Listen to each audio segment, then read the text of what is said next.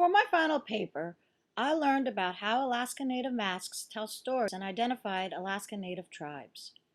Through this presentation, I will show you a short video clip of how Alaska Native masks were used before the Russians and missionaries changed their place in their lives.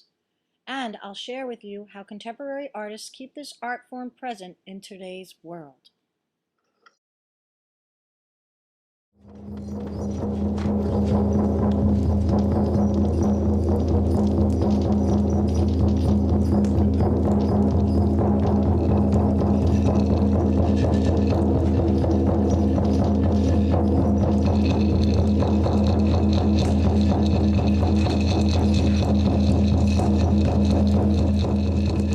From our very beginning, we were a world of transformation. We had all of our first ancestors transformed from other beings.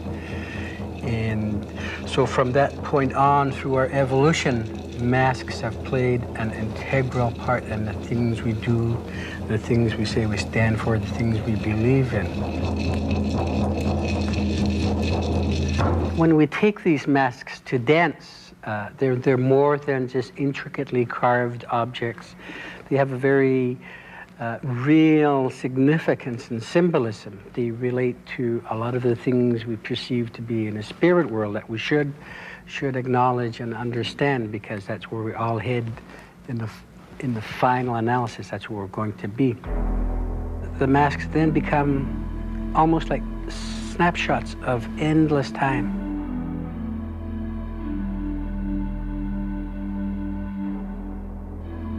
Way before white people came, before Europeans actually sat here, masks to those people, to my ancestors, were very important. They were things that you just didn't see laying around. Now, today, you can go downtown and you can go to any of the galleries and you can walk in there and you can look at their walls and you can say, I want that mask. I want that mask. And you'll put out dollars for that mask. But masks to my people, to my mom's people, my dad's people, those weren't just things to be hanging on the walls and things that you could purchase. They earned the right to have those.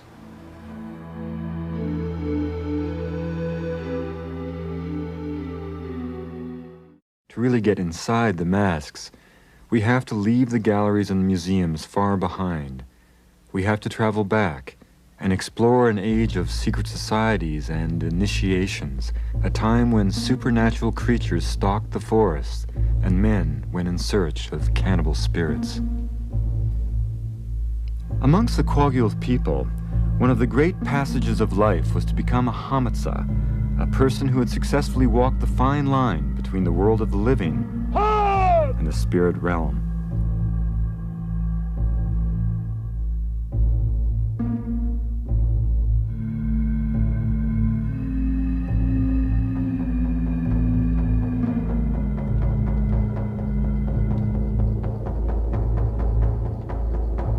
There was always just a thin veil between our mortal world and the spirit world. They had this very spiritual connection to everything around them. In the old days, when this young man was taken into the woods, he fasted and he prayed. During his initiation, the young hamatsa would come face to face with Bakbakwalanuksiwit, the cannibal spirit at the north end of the world. And it was at that point that he began to learn that there was more than one dimension to his existence, that there was a spiritual dimension as well. Bakbakwalanuksiwit was represented by bird monsters, Huk and the crooked beak of heaven. And it was here they battled together in a spiritual clash.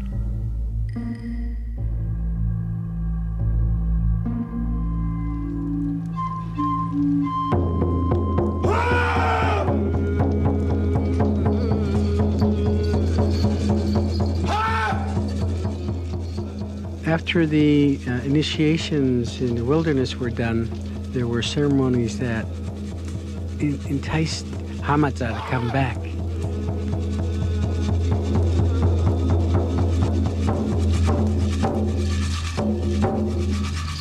His first appearance, he would shriek a terrifying shriek that embodied all of the wildness in his soul and his spirit. The things that he had come to face and to learn while he was in solitude.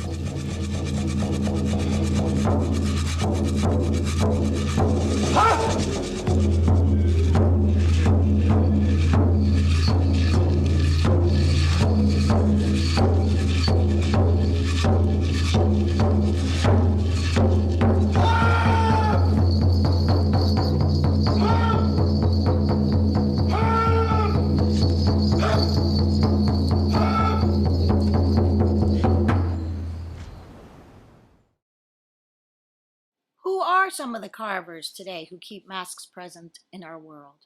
Robert Davidson, his brother, Reg Davidson, Nathan Jackson, Tommy Johnson, and Mike Weber, who studied with all these artists. And I had the opportunity to interview traditional in the shape of the nose, a local so the Cordovan one carver mask that the EAC people have, and it was at the clinic. And it's a half man, half eagle, pretty much. A lot of masks most of the masks are human characters with animal characters added to it. So just to show the definition of the humans and the animal spirits coming together. And this is pretty simple here on this mask. And it'll be a wearable mask, and it'll be a dancing mask. And the art that I will be putting on it will represent the EAC people.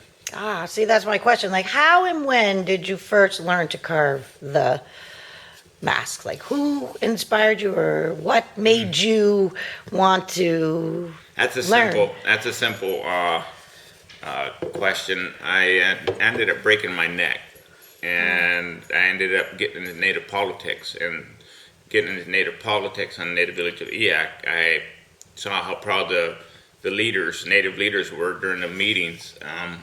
And on those meetings, it kind of got me interested on my culture, my past too. So I started reading.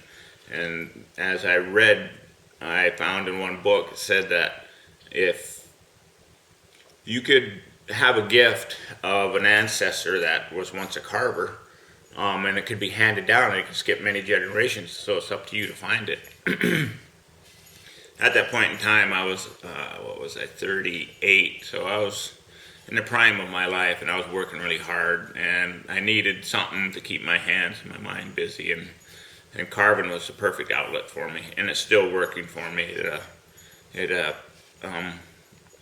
allows me to do things that my body really won't let me do anymore. So, yeah, like I say, it's a great outlet for me, and as time went on, I narrowed my readings down. I read for 10 years and studied all the anthropological books of all the different nationalities or cultures here in the area, all the way down to Washington. And then I started narrowing my reading down to just like the North Gulf Coast, the Aleuts, the Tlinkits, and the EAC people, until I distinguished my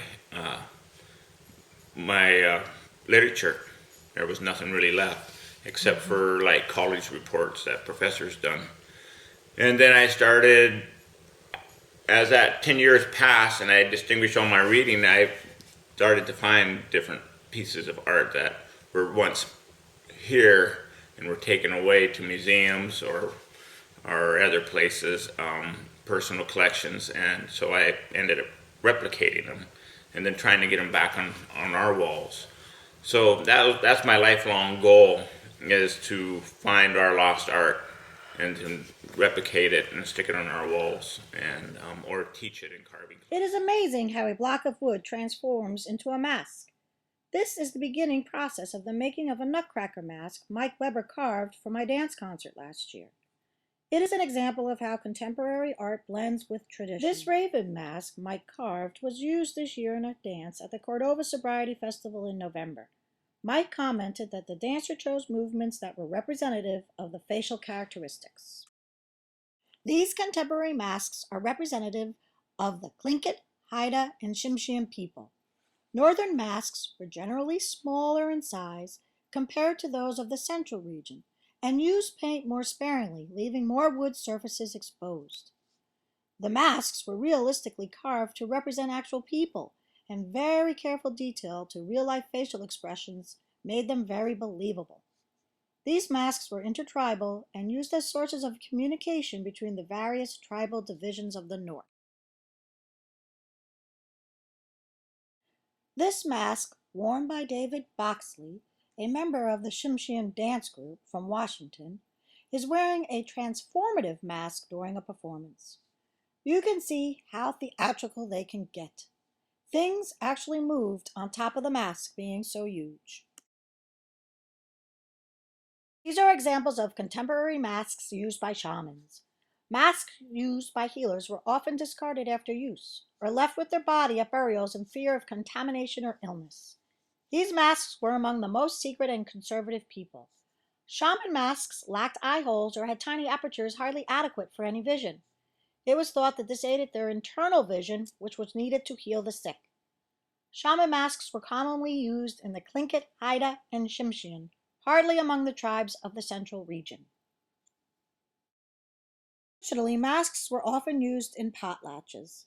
These feasts and potlatches were meetings of chiefs and high-ranking people of a tribe brought together to witness its claims. There are numerous myths and stories associated with each mask and crest, and sometimes the different versions help distinguish between tribes, as well as between villages of the same cultural group. Each mask is defined by certain stylistic traits, but innovation and creativity is left to the individual artist.